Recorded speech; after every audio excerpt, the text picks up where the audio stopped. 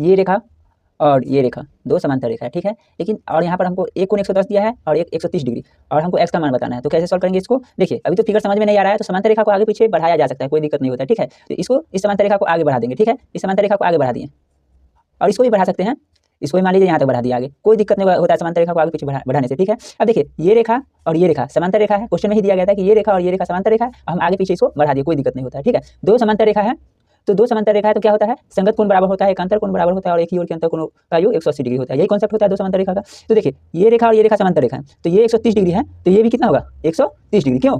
संगत कोण से, क्योंकि ये संगत कोण है, इस कोण का संगत कोण ये होगा, तो ये भी 130 डिग्री हो जाएगा। अब देखिए हमको x का मान बताना है, x इस त्रिभुज के अंदर है, तो देखिए कोई भी एक सरल रेखा है, ठीक है, इस पर टोटल 180 डिग्री का कोण बनता है, ठीक है। तो यहाँ देखिए ये एक रेखा है, इस पर टोटल कितना, यहाँ से यहाँ तक कितना 180 डिग्री का कोण बनेगा, जबकि यहाँ 110 डिग्री है ही, तो ये कितना डिग्री का हो जाएगा, ये 70 डिग्री का हो जाएगा, ठीक है।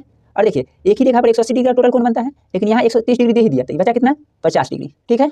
अब देखिए तो त्रिभुज के तीनों कोणों का योगफल कितना होता है 180 डिग्री, तो देखिए x plus 70 degree plus 50 degree बराबर 180 डिग्री, ठीक है। तो x बराबर कितना हो जाएगा 180 डिग्री और 70 और 50 कितना हुआ 120 प्लस 120 बराबर कितना हो जाएगा -120, यानी 180 डिग्री माइनस 120 डिग्री बराबर कितना हो जाएगा 60 डिग्री। यही हमारा आंसर हो गया, ठीक है।